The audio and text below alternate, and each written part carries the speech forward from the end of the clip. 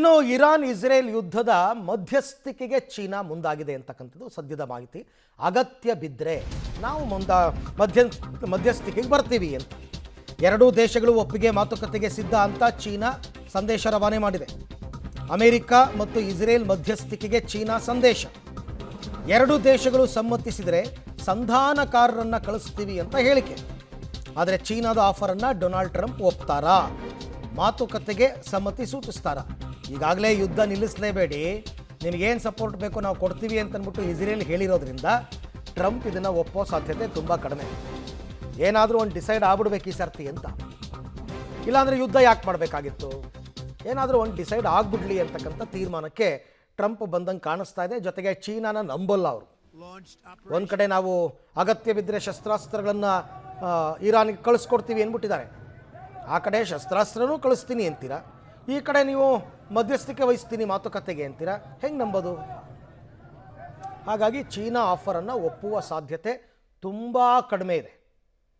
Trump ಒಪ್ಪಲ್ಲ, Israel ಒಪ್ಪಲ್ಲ. ಬೇಡ ಬೇರೆ ಯಾವುದಾದ್ರೂ ದೇಶ ಅಂತಂದರೆ ಸ್ವಲ್ಪ ನೋಡ್ಬೋದು. ಈ ಬಗ್ಗೆ ಮತ್ತಷ್ಟು ಮಾಹಿತಿ ನನ್ನ ಕೊಲೀಗ್ ಶಬೀರ್ ಅವರಿಂದ ಪಡ್ಕೊಳ್ಳೋಣ. ಶಬೀರ್, ಅಗತ್ಯ ಬಿದ್ದರೆ ಇರಾನ್ಗೆ ಶಸ್ತ್ರಾಸ್ತ್ರ ಕೊಡ್ತೀವಿ ಅಂತಲೂ ಅನ್ನುತ್ತೆ ಚೀನಾ, ಮಧ್ಯಸ್ಥಿಕೆಗೆ ಮಾತುಕತೆಗೆ ಬರ್ತೀವಿ ಅಂತಲೂ ಅಂತಾರೆ. ಇವ್ರನ್ನ ಹೆಂಗೆ ನಂಬೋದು? ಅರವಿಂದ್, ನೋಡಿ, ಕಡೆಗೂ ಯಾವುದಾದ್ರೂ ಒಂದು ದೇಶ ಮುಂದೆ ಬಂತಲ್ಲ ಅನ್ನುವಂಥದ್ದು ಈಗ ಸದ್ಯಕ್ಕೆ ಸಮಾಧಾನದ ವಿಚಾರ. ಯಾವ ದೇಶ ಮುಂದೆ ಬಂತು, ಅದರ ಪ್ರಸ್ತಾಪಗಳೇನಾಗ್ಬೋದು, ಒಪ್ತಾರಾ ಇಲ್ವಾ ಅನ್ನೋದು ಅವೆಲ್ಲವೂ ಕೂಡ ಆಮೇಲೆ ನೋಡುವಂಥ ವಿಚಾರ. ಮೊದಲಿಗೆ ಕಳೆದ 6 ದಿನಗಳಿಂದ ಈ ಸಂಘರ್ಷ ನಡೀತಾ ಇದೆ.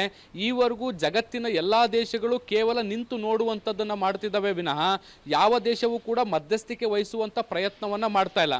ಜಗತ್ತಿನ ಅತ್ಯಂತ ಶಕ್ತಿಶಾಲಿ ದೇಶ ಆದಂಥ ಅಮೆರಿಕವೇ ಈ ಒಂದು ಯುದ್ಧ ಕಣದಲ್ಲಿರುವಂತಹ ಹಿನ್ನೆಲೆಯಲ್ಲಿ ಇತರ ದೇಶಗಳು ಮಧ್ಯಸ್ಥಿಕೆ ವಹಿಸೋದು ಹೇಗೆ ಅನ್ನುವಂಥದ್ರ ಮೇಲೆ ಸಾಕಷ್ಟು ಲೆಕ್ಕಾಚಾರಗಳನ್ನು ಹಾಕೊಳ್ತಾ ಇದ್ದಾವೆ. ಈ ಲೆಕ್ಕಾಚಾರಗಳ ನಡುವೆ ಈಗ ಚೀನಾ ಮೊದಲ ಬಾರಿಗೆ ಮುಂದೆ ಬಂದಿರುವಂಥದ್ದು, ಎರಡೂ ದೇಶಗಳು ಒಪ್ಪಿದ್ರೆ ನಾವು ಮಾತುಕತೆಗೆ ಸಿದ್ಧವಾಗಿದ್ದೀವಿ, ಸಂಧಾನಕಾರರನ್ನ ಕಳಿಸ್ಕೊಡ್ತೀವಿ, ಎರಡೂ ದೇಶಗಳ ನಡುವೆ ಒಂದಷ್ಟು ವಿಷಯಗಳನ್ನು ಕಾಂಪ್ರಮೈಸ್ ಮಾಡಿಕೊಂಡು ಒಂದು ಅಂತಿಮ ಇತ್ಯರ್ಥಕ್ಕೆ ಬರ್ಬೋದು, ಕದನ ವಿರಾಮವನ್ನು ಘೋಷಣೆ ಮಾಡ್ಬೋದು ಅನ್ನುವಂತಹ ಪ್ರಸ್ತಾಪವನ್ನು ಇಟ್ಟಿದೆ.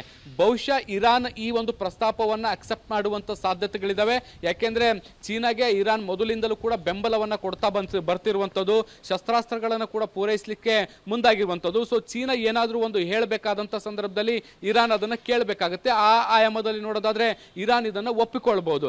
ಆದರೆ ಅಮೆರಿಕ ಒಪ್ಪಿಕೊಳ್ಳುತ್ತಾ ಅನ್ನುವಂಥ ಪ್ರಶ್ನೆಗೆ ಇನ್ನೂ ಕೂಡ ಉತ್ತರ ಇಲ್ಲ. ಯಾಕೆಂದ್ರೆ ಜಗತ್ತಿನಲ್ಲಿ ಎರಡು ದೇಶಗಳು ನೇರವಾಗಿ ಆರ್ಥಿಕವಾಗಿ ಪೈಪೋಟಿಯನ್ನು ನಡೆಸ್ತಾ ಇರುವಂಥದ್ದು ಅದು ಚೀನಾ ಮತ್ತೆ ಅಮೆರಿಕ ಆಗಿರುವಂಥದ್ದು. ಈ ಹಂತದಲ್ಲಿ ಅಮೆರಿಕದ ರಾಜಿ ಸಂಧಾನವನ್ನ ಇದು ಅಮೆರಿಕ ಒಪ್ಪುತ್ತಾ ಅಥವಾ ಡೊನಾಲ್ಡ್ ಟ್ರಂಪ್ ಒಪ್ತಾರಾ ಅನ್ನುವಂಥ ಪ್ರಶ್ನೆಗಳು ಕೂಡ ಇದಾವೆ. ಬಹುಶಃ ಅವರು ಒಪ್ಪದೇ ಇರುವಂಥ ಸಾಧ್ಯತೆಗಳು ಕೂಡ ಹೆಚ್ಚಿದೆ ಅನ್ನುವಂಥ ಮಾತುಗಳು ಕೂಡ ಕೇಳಿ ಬರ್ತಾ ಇರುವಂಥದ್ದು.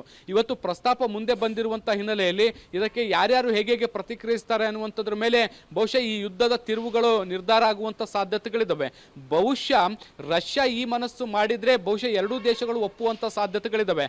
ಅಮೆರಿಕದ ಜೊತೆಗೆ ರಷ್ಯಾವು ಕೂಡ ಸ್ವಲ್ಪ ಸಂಬಂಧವನ್ನು ಸುಧಾರಿಸುವಂಥ ಪ್ರಯತ್ನವನ್ನ ಮಾಡ್ತಾ ಇದೆ.